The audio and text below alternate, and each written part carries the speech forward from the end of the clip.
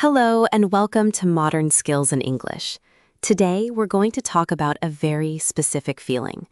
The feeling of staring at your phone, wanting to send a message to someone you haven't spoken to in a long time, and being completely frozen.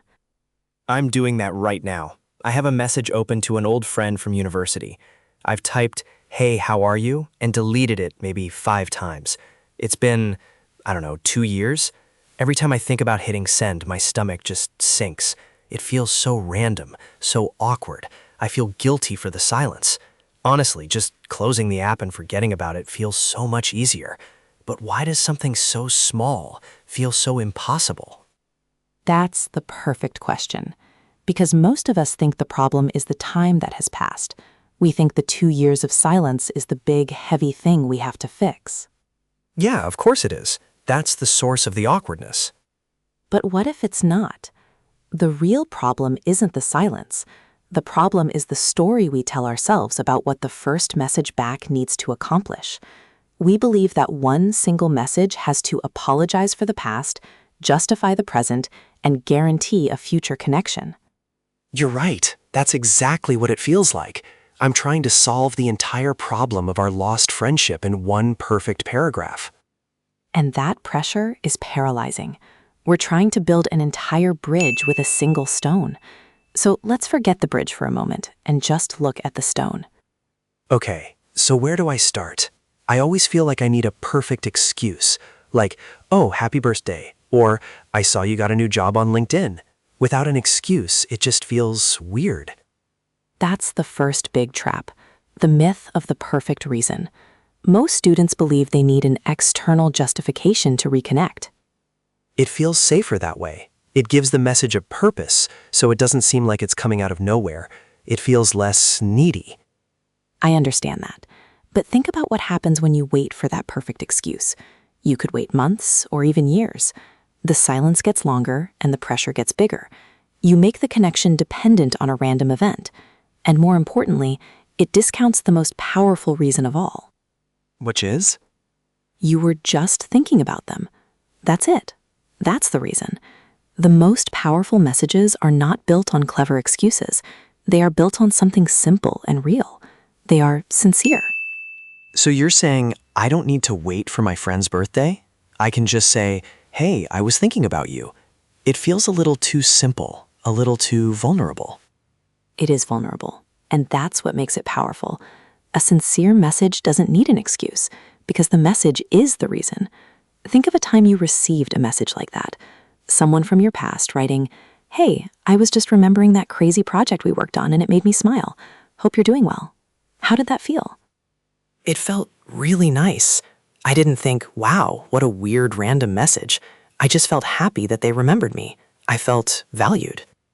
Exactly. You didn't judge them for the silence. You just felt the warmth in the present moment.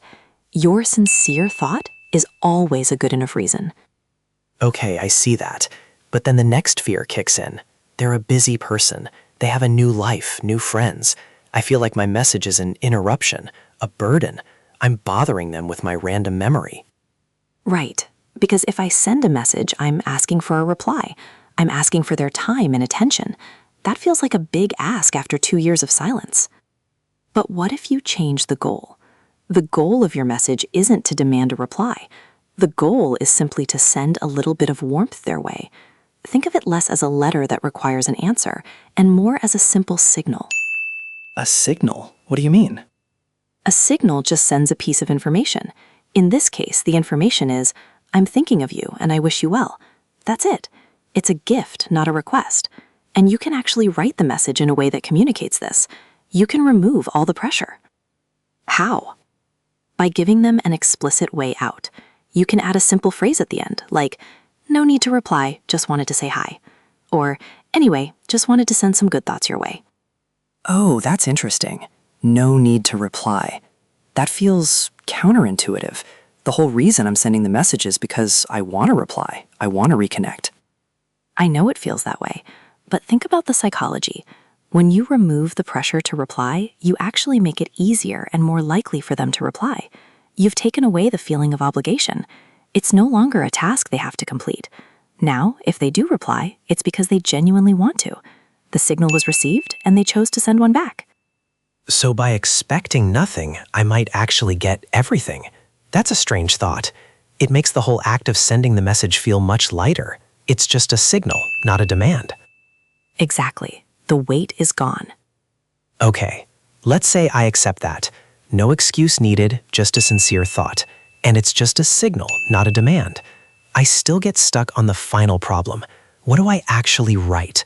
I feel this huge urge to explain myself, to say, hey, I'm so sorry I've been a bad friend. The last 2 years have been crazy. Here's a big update on my entire life. The classic over-explanation. This comes from guilt. We feel we owe them a long story to justify the silence. Yes, it feels rude not to. It feels like I'm ignoring the big, awkward elephant in the room, the 2 years of no contact. But in trying to fix the awkwardness, you accidentally make it worse. Imagine receiving that huge paragraph. It's overwhelming.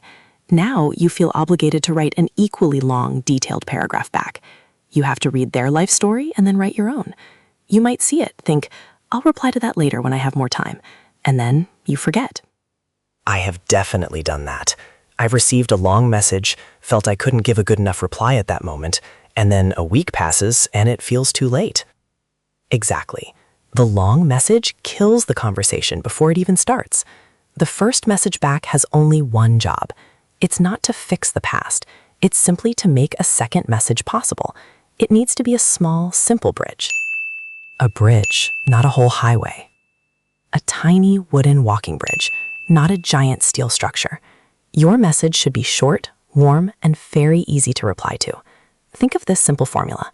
The warm memory plus a gentle wish. That's it. Hey, name, I just walked past that coffee shop we used to study at, and it made me think of you. Hope you're doing great. That's it? I don't mention the 2 years? I don't apologize? You don't need to. The silence is not the most interesting thing about your friendship. The warm memory is. Focusing on the apology makes the silence the main character. Focusing on the memory makes the connection the main character. Which would you prefer to talk about? The connection, definitely. Wow, that makes so much sense. Keep it short, warm, and easy. A tiny bridge. This all sounds good, and I feel a lot better about the message itself. But there's still one big fear holding me back. What if I send this perfect, short, warm, no-pressure message, and they don't reply? What if I just get silence? Then the rejection feels so much more real. I anticipate that awful feeling of being actively ignored, and it stops me from even trying.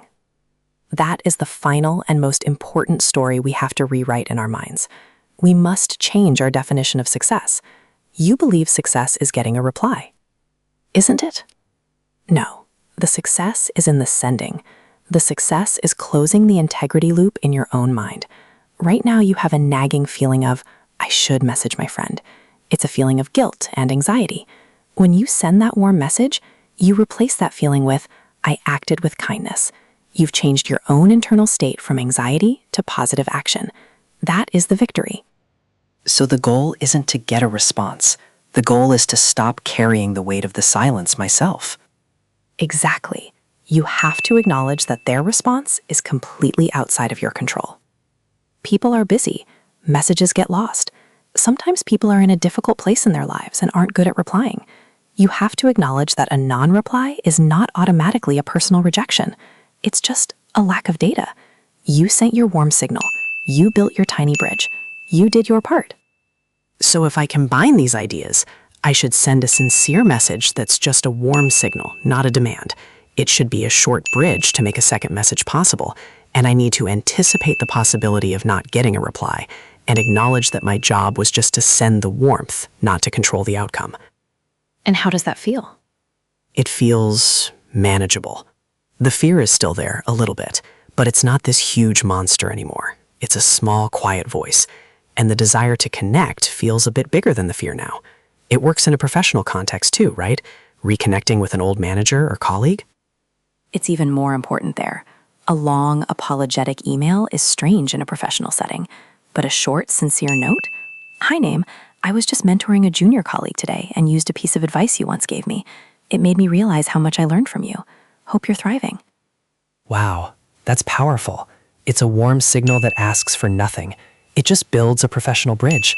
And if they don't reply, you acknowledge they're busy. and you've still made a positive impression. The gesture is the goal, not the outcome. I'm looking at my phone again, at this half-written message. It doesn't feel so heavy now. The goal isn't to fix 2 years of silence. It's just to say hello. And that is always a good reason. Hello to everyone listening. We hope this was helpful. If there's another communication problem you get stuck on, let us know in the comments. We'd love to hear what you're thinking about.